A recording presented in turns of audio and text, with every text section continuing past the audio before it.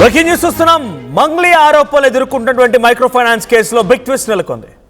Ramavath Madhu remand రిపోర్ట్లో సంచలన విషయాలు బయటపడుతున్నాయి. ఇప్పటివరకు సుమారుగా 130 మంది బాధితుల నుంచి 12 కోట్ల రూపాయలు వసూలు చేసినట్టు గుర్తించారు పోలీసులు. డిపాజిట్లతో భూములు కొనుగోలు చేశారు రమవత్ మధు. అయితే దేవులపల్లి, జహీరాబాద్లో 10 కోట్ల విలువైనటువంటి భూమి కూడా కలిగి ఉంది. 3 బినామీ పేర్ల పైన మధు ఈ భూమిని కొనుగోలు చేసినట్టు తెలుస్తోంది. అభిషేక్, మహేందర్, శ్రీను ఈ 3 పేరిట భూమిని రిజిస్ట్రేషన్ చేశాడు. అయితే మధు ఆస్తులు సీజ్ చేసేందుకు ప్రభుత్వానికి పోలీసులు లేఖ రాసుకొచ్చారు. సో నా చేతిలో ఉంది రిమాండ్ రిపోర్ట్. సుమారుగా 10-15 పేజీల రిమాండ్ రిపోర్ట్ ఇందులో ఉంది. దీంట్లో అందరు విక్టిమ్స్ కూడా 5 లక్షలు, 10 లక్షలు, 15 లక్షలు, 2 లక్షలు, 3 లక్షలు అంతా ఒంటి మీద బంగారాన్ని, ఇంటిని తాకట్టు పెట్టి తీసుకొచ్చి చెల్లించినవే. ఆ రిమాండ్ రిపోర్ట్ సంబంధించి విజువల్స్ మీరు కూడా ఆర్టీవీ స్క్రీన్ పై చూస్తున్నారు. సుమారుగా 12 కోట్ల రూపాయలు కేవలం ఇక్కడ వాళ్ళకిచ్చిన కంప్లైంట్ ఆధారితంగా 12 కోట్ల రూపాయలని వారంతా వసూలు చేశారంట.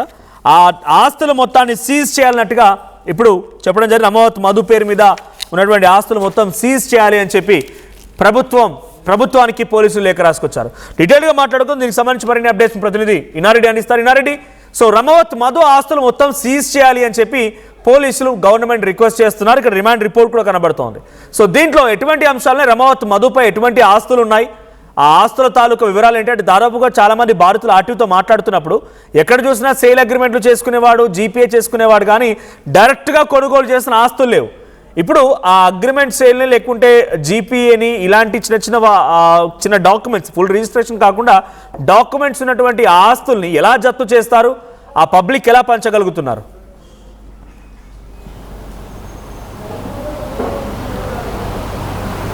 ఇనారెడ్డి, మనోజ్, మనం చూడొచ్చు ఈ మధు రిమాండ్ రిపోర్ట్లో చాలా కీలకమైన అంశాలు కూడా చిట్లో తను ఒప్పుకోవడం జరుగుతోంది. మనం గమనిస్తే మొత్తంగా 130 మందిని మోసం చేశాడు, దాంట్లో 12 కోట్ల రూపాయలు కూడా వసూలు చేశారని చెప్పన్న విషయాన్ని చాలా స్పష్టమైన ఆధారాలు ఉన్నట్టు కూడా పోలీసులు చెప్తున్న పరిస్థితి.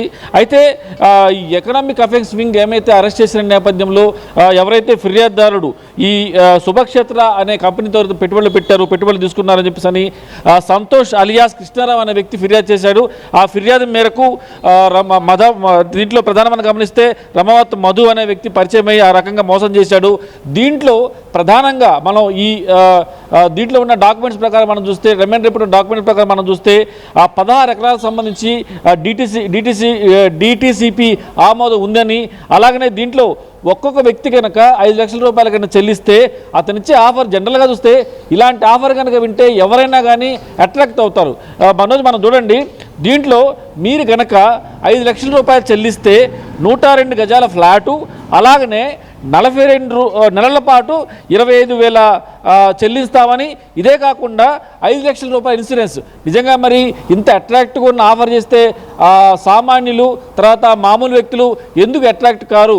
ఇదే కాకుండా సో మనం వాళ్ళు ఇచ్చే 5 లక్షలకు 102 గజాల ఫ్లాటు, 25,000 నెలల చెల్లించడమే కాకుండా 5 లక్షలు ఇన్సూరెన్స్ చేస్తామని చెప్పానంటే వీళ్ళు ఏం చేశారంటే 5 లక్షల్లో కాకుండా బయటని తీసుకొచ్చి ఒక్కొక్కళ్ళు 10 లక్షలు, 20 లక్షలు, 30 లక్షలు, కోటి రూపాయలు కట్టారు. సో ఇలా ఎక్కువ ఖర్చుల నేపథ్యంలో కూడా దాదాపుగా చాలామంది మోసపోయిన నేపథ్యంలోనే ఇవన్నీ కూడా చేయగలిగాడు. తర్వాత ఇతని మీద అంటే రమవత్ మధుకు సంబంధించి గతంలో కూడా ఇదే రకపు క్రైమ్ చేశాడు, చాలామందిని మోసం చేశాడని చెప్పని కూడా ప్రస్తుతం పోలీస్ ఇన్వెస్టిగేషన్లో తేలింది.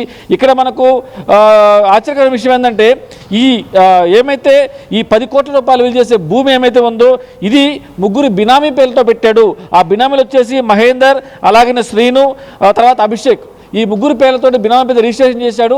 మనోజ్, ఒక రకంగా చెప్పాలంటే ఈ రిమాండ్ రిపోర్ట్లో ఏమైతే బినామీ పేరులో ఉన్న 10 కోట్ల రూపాయల ల్యాండ్ కనుక రిట్రీవ్ చేయగలిగితే, అవి కనుక బాధితులు కనుక ఇవ్వగలిగితే ఖచ్చితంగా ఒకంత వాళ్ళు పడ్డ బాధకి, వాళ్ళు మోసపోయిన దానికి కొంత రిలాక్సేషన్ ఇచ్చే అవకాశం ఉంది. అయితే మనోజ్, మనం గమనించవచ్చు ఈ 10 కోట్ల రూపాయలు కావచ్చు, తర్వాత మిగతా బినామీ పేర్లతో ఉన్న ఆస్తులు కావచ్చు, వీటన్నిటిని సీజ్ చేసే అవకాశం ఇవ్వండి అని చెప్పని ఇప్పటికే ప్రభుత్వానికి ఎన్ఫోర్స్మెంట్ డైరెక్టెడ్ ఒక లేఖ కూడా రాసినట్టు జరుగుతూ ఉంది.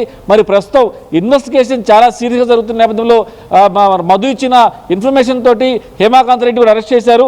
ఇంకా చాలా విషయాలు అంటే సైబరాబాద్ కమిషనరేట్లో ఉన్న ఎకనామిక్ అఫైర్స్ వింగ్ చేస్తున్న ఈ ప్రయత్నంలో చాలా కీలకమైన విషయాలు బయటపడి తెలుస్తూ ఉంది.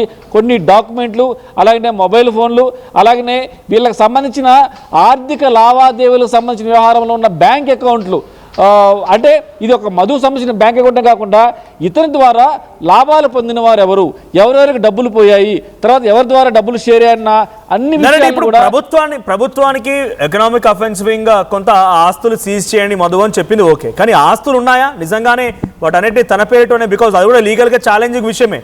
మధు పేరు మీద ఉన్న ఆస్తులని మనం డైవర్ట్ చేసుకోవచ్చు, కానీ మధుతో లింకప్ ఉన్నటువంటి ఇంకెవరైనా బినామీల పేరుతోనో లేకపోతే ఇంకెవరి పేరుతోనైనా కనుక చేసి ఉంటే వాటిని జప్తు చేయడం కష్టంగా ఉంటుంది కదా. మధు పేరు మీద ఏ ఆస్తులు ఉన్నాయి, బాధితులు చెప్తున్న ప్రకారంగా లేకుంటే ఇప్పటివరకు ఎకనామిక్ అఫెన్స్ వింగ్ గమనించిన ప్రకారంగా ఎక్కడెక్కడ ఆస్తులు, ఎన్ని కోట్ల రూపాయలని ఆస్తుల రూపంలో జమ చేసుకున్నాడు మధు?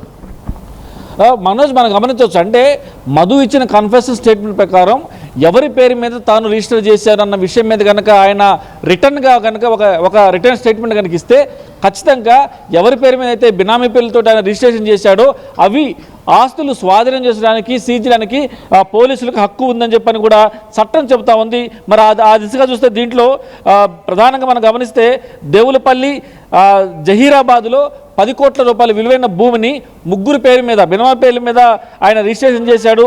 ఆ బినామీలు వచ్చేసి అభిషేక్, మహేందర్, శ్రీను. సో ఈ బినామీ పేర్ల మీద ఉన్నవి సీజ్ చేయొచ్చా అని చెప్పిన మీ క్వశ్చన్కు ఒక సమాధానం లీగల్గా ఉంది. ఎవరైతే బినామీ పేర్లతో రాశారో అతను రెగ్యులర్గా స్టేట్మెంట్ ఇచ్చాడు, ఇవి నా ఆస్తులే, నేను వాళ్ళకి నా తరపున అక్కడ ఆ ల్యాండ్స్ అన్ని కూడా కొని అక్కడ వాళ్ళకి ఇచ్చాను, నేను వాళ్ళ పేరు మీద రిజిస్ట్రేషన్ అయి ఉన్నాయని చెప్పేసి కనుక మధు రిటర్న్ కనుక రాసిస్తే, అంటే ఈ రిమాండ్ రిపోర్ట్లో స్పష్టంగా ఉంది కాబట్టి ఖచ్చితంగా ఎవరి పేరు మీద అయితే బినామీ పేరు మీద రాశాడో ఆ ఆస్తులు సీజ్ చేసే అధికారం పోలీసులకు ఉంది. ఎందుకంటే మధు రాసిచ్చాడు కాబట్టి నా ఆస్తులే వాళ్ళ పేరు మీద పెట్టాను. ఇక్కడ ఒక ప్రధానంగా ఒక విషయం గమనించాలి మనోజ్, ఎక్కడైతే డబ్బులు తీసుకున్నాడో, ఎక్కడైతే డబ్బులను తీసుకొని ఈ ఎవరెవరికి ఇచ్చాడు, తర్వాత ఎవరి ద్వారా స్ప్రెడ్ అయ్యి అని చెప్పిన దాని మీద ఎకనామిక్ అఫెన్స్ వింగ్ ఇన్వెస్టిగేషన్లో తేలిన అంశాలు కాబట్టి ఈ డబ్బులను ఎక్కడికి ట్రాన్స్ఫర్ అయిన దాని మీద లీగల్గా కొంత ఎవిడెన్స్ కూడా ఉంది కాబట్టి ఆ దిశగా బినామీ ఆస్తులైనా సరే సీజ్ చేయొచ్చు. ఇప్పుడు ఎకనామిక్స్ వింగ్ కూడా ఇప్పటికే ప్రభుత్వానికి ఒక లేఖ రాసింది. మరి దాదాపుగా మోసపోయింది 12 కోట్ల చెప్పి తెలుస్తున్న నేపథ్యంలో 10 కోట్ల వరకు కూడా ఆ ఆస్తులు ఉన్నాయి కాబట్టి కొంతవరకు ఈ ఎకనామిక్స్ వింగ్ సీరియస్గా తీసుకొని ప్రభుత్వం కనుక ఇన్వాల్వ్ అయితే మాత్రం ఆ ఆస్తులు సీజ్ చేసి వాళ్ళకి పంచడం చాలా ఈజీ అవుతుందని కూడా న్యాయ కోవిదులు చెప్తున్న విషయం ప్రకారం మనకు అర్థమవుతా ఉంది Manoj. Thank you Nareddy. So మొత్తంగా ఆయనకు సంబంధించిన ఆస్తులు వేరు బినామీల పేరుతో ఆయన కొంత సేవ్ చేసి పెట్టుకున్నారు. సుమారుగా 10 కోట్ల రూపాయలు విలువ చేసినటువంటి ఆస్తులు ఉన్నాయన్నట్టుగా ఎకనామిక్ అఫెన్స్ వింగ్ గమనించినట్టు తెలుస్తోంది. అయితే మధు ఆస్తులని సీజ్ చేయాలని చెప్పి ప్రభుత్వానికి రిక్వెస్ట్ చేసింది economic offence wing. Abhishek, Mahender, Srinu ఈ ముగ్గురు పేరిట, ఈ బినామీల పేరిట 10 కోట్ల విలువైనటువంటి భూమిని దేవులపల్లి జహీరాబాద్ దగ్గర మధు దాచేసి పెట్టారని, అయితే ఈ భూమిని వెంటనే జప్తు చేసుకోవాలని చెప్పి అప్పుడు మాత్రమే ఈ మైక్రో ఫైనాన్స్ స్కామ్లో నుంచి కొంతమంది బాధితులను విముక్తులు చేయొచ్చు అన్నట్టుగా ఎకనామిక్ అఫెన్స్ వింగ్ భావించింది. సో ఆ రిమాండ్ రిపోర్ట్ నా చేతిలో ఉంది. రిమాండ్ రిపోర్ట్ ఆధారంగా ఇప్పుడు మరి గవర్నమెంట్ ఏం చేస్తుంది, ఏ రకంగా ఆస్తులు జప్తు చేస్తుంది చూడాలి. బట్ చాలా మంది బాధితున్నారు, ఒకరు కాదు ఇద్దరు కాదు. ఆ బాధితులందరి సంఖ్య ఇంకా రోజు కొన్ని పెరుగుతూనే ఉంది. సో కొన్ని లక్షల రూపాయలు ఇల్లులు ఉన్నవారు ఇల్లులు తాకట్టు పెట్టారు, మెల్లో పుస్తలు తాడు, ఒంటిపై బంగారం అంతా తాకట్టు పెట్టి డబ్బులు తీసుకొచ్చి ఇటు మధుకి ఇచ్చారు. సో మధు వారికి రిటర్న్స్ ఇస్తానని చెప్పాడు. ఒక్కొక్కరికి 102 గజాల భూమి, 42 నెలల పాటుగా నెలకి 25,000 రూపాయల ఇంట్రెస్ట్ అమౌంట్, ఆ తర్వాత 5 లక్షల రూపాయల జీవిత బీమా, ఇవన్నీ ఉంటాయని చెప్పి వాళ్ళు నమ్మించాడు. కానీ ఆఖరికి వస్తే ఏమైపోయిందంటే అందరినీ మోసగించి కోట్ల రూపాయలు దండుకున్నాడు. దీంట్లో ప్రధానంగా ఆరోపణలు ఎదుర్కొంటోంది సింగర్ మంగ్లీ అండ్ మంగ్లీ తమ్ముడు శివ, మరి కొంతమంది కూడా ఆరోపణలు ఎదుర్కొంటున్నారు. సంచలనంగా రోజుకు అంశం బయటపడుతోంది. మరి ఈరోజు ఎకనామిక్ అఫెన్స్ వింగ్ రిక్వెస్ట్ మేరకి ప్రభుత్వం ఏ రకంగా ఆస్తులు జప్తు చేస్తోంది, ఇది కేవలం మధు వరకే ఆగుతుందా లేదా ఆరోపణలు ఎదుర్కొంటున్నటువంటి మంగ్లీ తమ్ముడు శివ అండ్ మంగ్లీ వరకు కూడా వస్తుందా చూడాలి.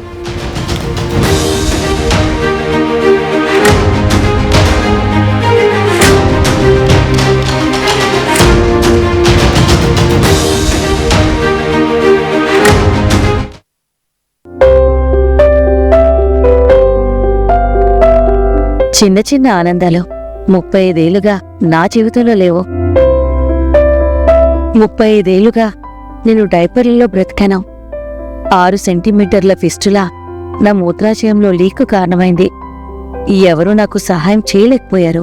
ఏఐఎన్యూలో వైద్యులను కలిసే వరకు. అక్కడ వారు రోబోటిక్ శస్త్రచికిత్సతో నాకు పరిష్కారం ఇచ్చారు. వారు నా ఆత్మవిశ్వాసాన్ని కూడా తిరిగిచ్చారు. Precision care makes it possible. The Center for Robotic Surgery at AINU